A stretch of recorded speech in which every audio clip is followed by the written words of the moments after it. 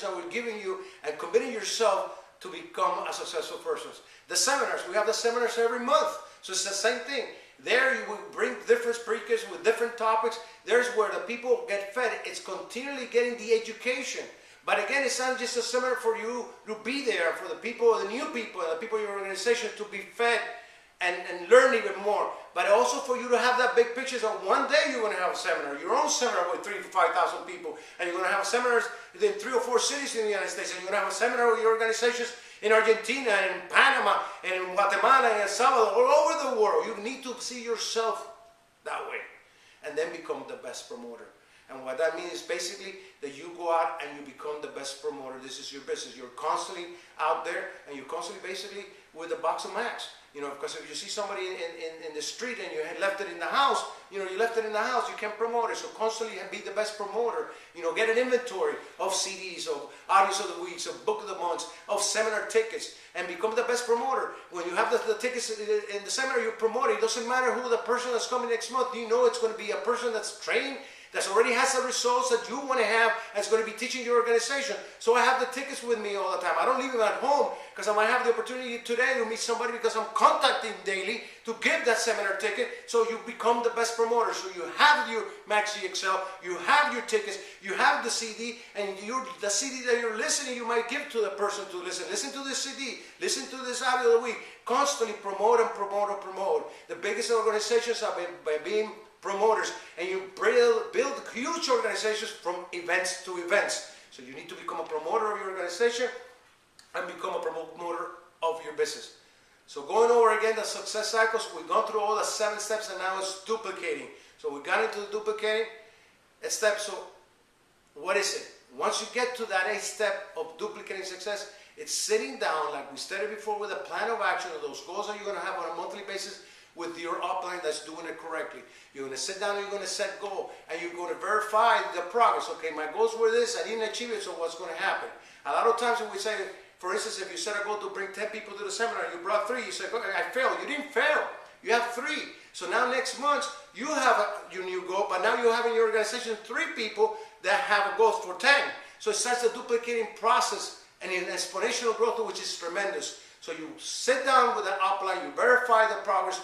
I call it the table of growth, that you see all the activities in your organization, and then you're going to continue to do it with your people. And then you're going to reset new goals and go and do it again. You're going to basically put action into it and do it again. And then you're going to teach and you're going to duplicate. How does a surgeon become a surgeon? A surgeon basically becomes a surgeon this way. He sees one operation, he does one operation, and then he teaches one.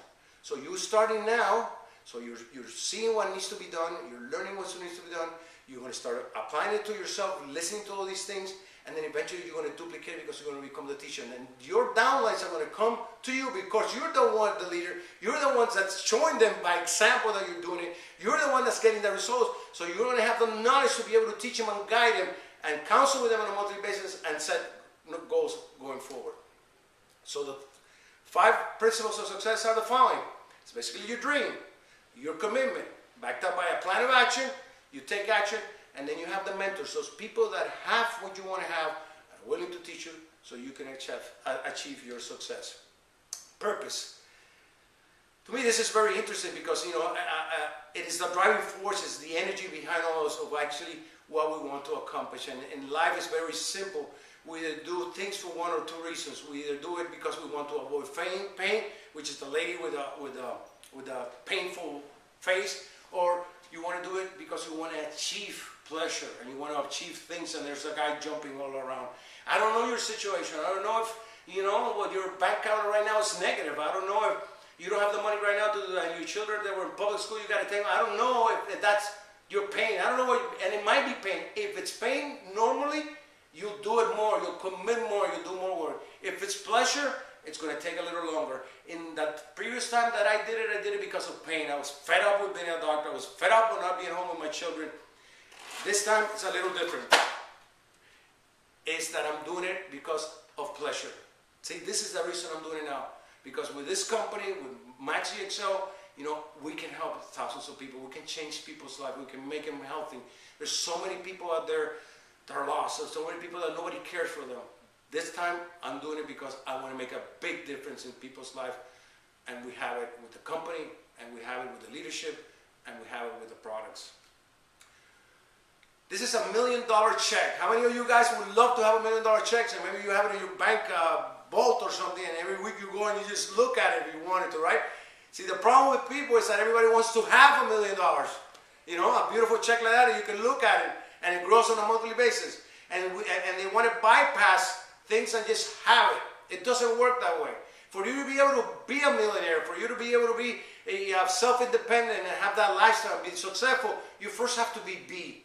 You have to be B. You have to work on yourself. Then you have to do, which is basically action, and then you will have. Be, do, and have. So work on yourself with the CDs. Work on yourself with associating with leaders in your upline. Work with yourself with going to all the seminars. Do by doing the action that's going to grow you as a person, and then you will have. See, luck. A lot of people here think it's luck, and I have a lot of tickets there and some dices when you go to the casino or something like that. But a lot of people think that the luck exists. Well, I'm going to tell you luck does exist.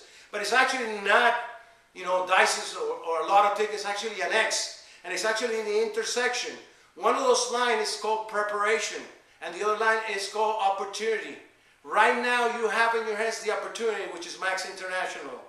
And the only other thing that you need to do, which is basically duplicating success, which is the University of Success, which is a cycle of success, is educate yourself, prepare yourself, so that way you can intercross yourself and you will have the luck that you deserve, which is basically financial freedom. Believe.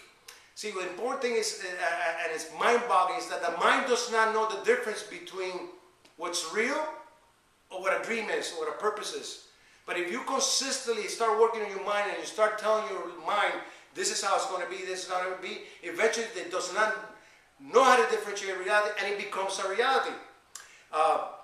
Bannister in 1957 broke the mile record under 4 minutes. It was thought to be impossible physically and humanely, Roger Bannister, because the medical people said, you know, us as human beings, you can't do it. But they kept working on it. He had belief that he could do it. And in 1954, he broke the record. You know what happened the following year? 15 people did it. When they had said it was impossible as a human being to be able to do it. The following year, hundreds of people. By the third year, thousands of people. What changed? Did that person change as a human being? Did he become stronger? No, his belief that he could do it. And what I used to do in the other business before, I believe I was going to be a diamond. I believe I was going to be financially successful. I believe I was going to be totally free. And every morning when I took my children to school, I would put a record, John Staccato, which was called I'm Free. And all three of us would listen to it every single day. And the moment that song would finish, even though people around and all the cars would look at us and think we were crazy, I would scream, I'm a diamond, I'm a diamond. And we did it. You see, as long as you know the purpose and the why, the how will manifest itself. And it didn't matter. The mind, that belief became a reality. And at 2.5 years, it happened. So believe in yourself. Start seeing yourself as a diamond. Start seeing yourself with big numbers in the seminar, your own seminar and your own function. Then the last one is to focus. See, I have a camera there. And focus basically means that in the camera, in the lens, if you're taking a picture, you can only see what you're focusing on. You can only take a picture. So you need to focus on what you want. You need to focus on your dream. But what happens is you start this business with a dream and a commitment and a plan of action, and you have situations, you have problems, and what happens, the camera deviates and you start losing your focus. How did they prove scientifically how to focus? Very simply. They had a guy that was a race car driver. They took him to a speedway, a circular speedway. They said, you know, we want to do something. We want you to go to about 80 miles and then we want to blow one of your tires. And we want to see what happens. So they put the guy there when he was going 80 miles, boom, they blew the tire. And then the guy started looking at the wall, looking at the wall, looking at the wall. What do you think happened? He hit the wall. So he comes back and he says, well, you know, what happened? He goes, you know, why did you hit the wall? Well, the tire blew and I kept looking at the wall. I kept focusing on the wall and I hit the wall. We said, well, we're going to do something different. We're going to do the same experiment. We're going to blow the tire, but this time don't look at the wall. So put the guy again in the car for 80 miles an hour, said, blow the tire. And what do you think the guy did? He didn't look at the wall. He focused where he wanted to go. He focused on his future. He focused on his freedom. And he didn't hit the wall. What I'm trying to say, you will get what you focus on. And if you focus negative things and situations and problems, that's what you're going to have. But if you focus on your dream and you focus being a diamond, that's what's going to happen. Thank you very much.